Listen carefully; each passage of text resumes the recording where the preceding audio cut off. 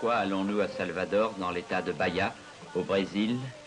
Bien sûr, pour jeter un coup d'œil touristique sur la ville à l'ombre des palmiers, pour découvrir le panorama de la baie de Tous les Saints, ou encore faire connaissance avec les églises du XVIIIe siècle, style rococo, que l'on avait baptisé à l'époque style Jésus. Là, en tout cas, au pied des églises, nos caméramens sont certains de trouver de la concurrence. Mais ce n'est pas l'essentiel de notre sujet. Ce sont surtout les coulisses qui nous intéressent. Où les trouver? Sans doute où ne vont pas ces gens qui vont et viennent sans but précis.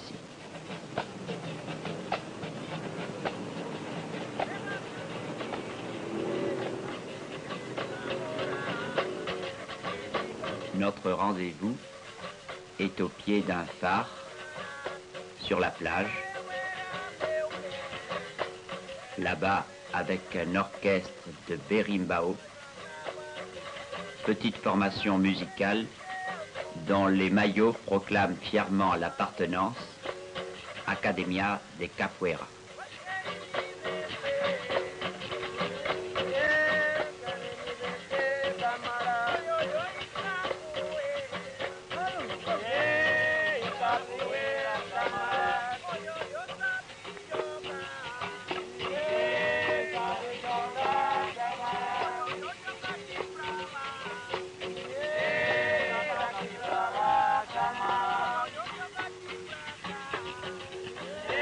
Capoeira, c'est devenu le nom de cette lutte en musique que vous allez voir, inspirée de l'entraînement au combat des anciens esclaves importés jadis de l'Angola.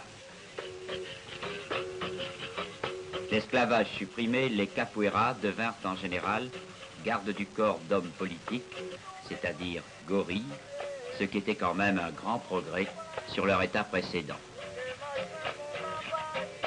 Et puis, la politique ne nourrissant pas son homme, car je vous rappelle que ceci se passe au Brésil, ils luttent maintenant, ou dansent, comme vous le préférez, pour le plaisir. Ils dansent plutôt. Lorsqu'ils étaient esclaves, leur maître leur interdisait de lutter. Alors, pour tourner la loi, ils improvisèrent ces ballets dont certains coups peuvent être mortels. D'ailleurs, danser, ce n'est jamais du tango au twist, qu'une façon de s'affronter, de se défier, de lutter.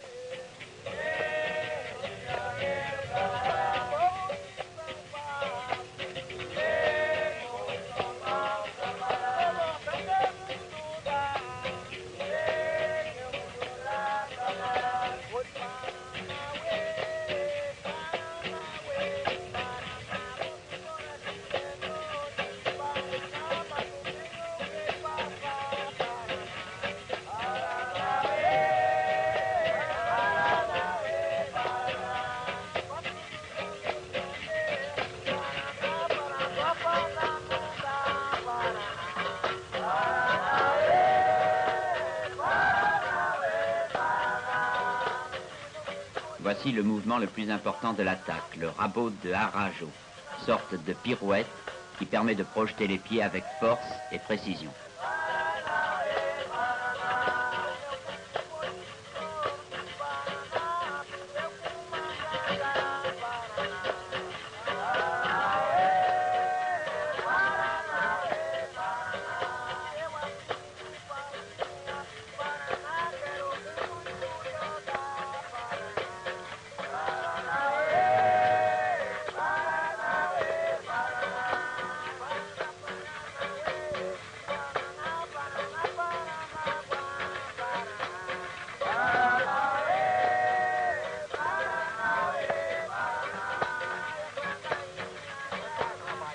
La démonstration peut durer ainsi toute la journée, de 8 heures du matin à la tombée de la nuit.